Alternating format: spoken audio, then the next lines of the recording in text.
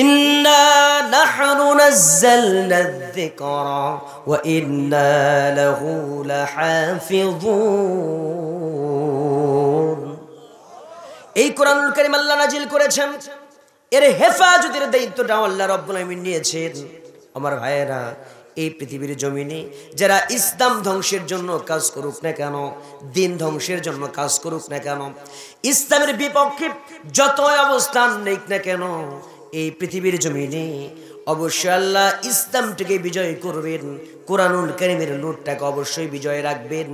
আল্লাহ রাব্বুল আমিন তাই তো সুন্দর করে বললেন, ইউরিদুনা লিয়ুতফিউ নূরাল্লাহি বিআফওয়াহিহিম আল্লাহু মুতিম্মু নূরিহি ওয়ালাউ কারিহাল কাফিরুন। জোরে জোরে বলি আল্লাহু আকবার।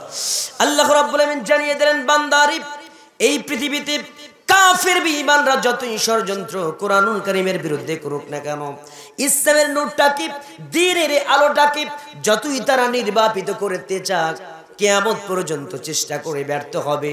আল্লাহ রাব্বুল আলামিন তার নূরটাকে পৃথিবীর জমিনে অবশ্যই প্রজ্বলিত করবেনই করবেন। কাফেরদের অন্তরে যতই জ্বালা আর পোড়াও হোক না কেন, কথা বলেন ঠিক না?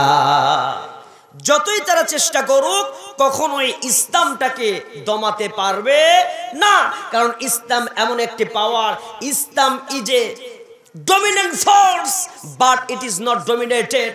ইসলাম সকল কিছুকে কন্ট্রোল করবে, নিয়ন্ত্রণ করবে। ইসলামকে কেউ কন্ট্রোল বা নিয়ন্ত্রণ করতে পারবে না। এর পাওয়ার হাউস, এর সুইচ ইসলাম। এই নিয়ন্ত্রণের এই শক্তিকে পরিচালন যিনি করেন তিনি কে? কথা বলেন, তিনি কে? এটা মোমবাতির আলো নয় আপনি মুখের ফুৎকারে নিভিয়ে দেবেন। এইটা কোনো এই পৃথিবীর ল্যাম্পোর আলো নয় মুখের ফুৎকারে আপনি উড়িয়ে দেবেন। এটা একমাত্র কেবলমাত্র আল্লাহ নিয়ন্ত্রণ করে। যুগে যুগে ইসলামের বিপক্ষে যারাই অবস্থান করেছে তাদের অবস্থাই হয়েছে নমরুদ, ফেরাউন, হামান, আবু জেহেলের মতো। কথা বলেন ঠিক না? আজ যারা ইসলাম নিয়ে ষড়যন্ত্র করছে, শত সহস্র ষড়যন্ত্র তারা করুক না কেন, তাদের চক্রান্তের জাল অবশ্যই একদিন ছিন্ন হয়ে যাবে। ওয়ামাকারু ওয়ামাকারাল্লাহ আল্লাহু খায়রুল মাকিরিন। কথা বলেন ঠিক না? আমার ভাইয়েরা, এই বাংলার জমিনে আজকে ইসলামকে নিয়ে নতুন ষড়যন্ত্র নয়।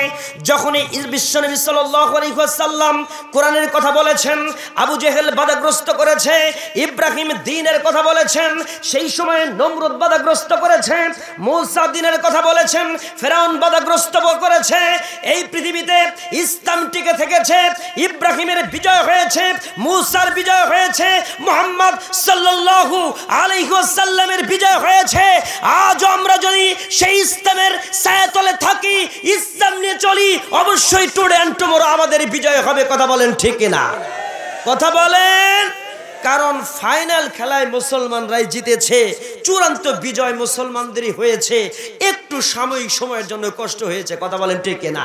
নমরুদ মনে করলো যে আমি ইব্রাহিমকে আগুনে ফালাইছি, ইব্রাহিমকে এত কষ্ট দিয়েছি, আমার মনে হয় চূড়ান্ত বিজয় আমারই হবে। বলেন তো, চূড়ান্ত বিজয় নমরুদের হয়েছে না ইব্রাহিমের হয়েছে? মূসাকে এই পৃথিবী থেকে বিতাড়িত করতে চেয়েছিল, ও মনে করেছিল নীল নদ ছাড়া যাওয়ার উপায় নাই, সুবায়ে সুবায়ে মূসাকে মারবো। কিন্তু মূসার বিজয় হলো চুবিয়ে চুবিয়ে ফেরাউনই মরল। কথা কন আমার ভাইয়েরা। ঠিক তেমনি করে জেনে রাখেন, যতই তারা খেলুক না কেন, খেলতে খেলতে তারা হয়তো খেলতে খেলতে কোয়ার্টার ফাইনালে বিজয় হয়ে সেমিফাইনাল আসতে পারে। সেমিফাইনালে বিজয় হয়ে ফাইনাল খেলায় অংশগ্রহণ করলে আল্লাহর কসম করে বলি বিজয় মুসলমানদেরই হবে। ওদের কখনো বিজয় আসে নাই, আসবে না। এই ওয়াদা টাকার। জোরে কথা বলেন কার? সেই ফাইনাল খেলায় অংশগ্রহণ করতে যেমন ইব্রাহিম আলাইহিস সালাতু ওয়াস সালাম অগ্নি পরীক্ষা দিয়েছেন, আল্লাহর নবী বদর প্রান্তরে যুদ্ধের পরীক্ষা দিয়েছেন, সাহাবা একরাম জীবন বাজি রেখে ইমানের পরীক্ষা দিয়েছেন। তেমনি করে ইমান বাজি রেখে যদি আপনাদের জীবন বাজি রেখে ইমানকে টিকে রাখার পরীক্ষা দিতে হয়, এক চুল পরিমাণ পিছপা হবে না। এই পাবনা দিঘুলিয়া অঞ্চলের কোন কোন মধ্যে মুজাহিদ গভীর রাত্রিতে সক্রিয় হয়ে দোকার হাতকে আল্লাহকে দেখিয়ে দেওয়া যায়। এই তাকবীর দিয়ে কাজ হবে না, স্যালাইন 3টা খাওয়া লাগবে। অথবা আমি দিই, আপনার একটু গলা ঝাড়েন, বলেন নারে তাকবীর।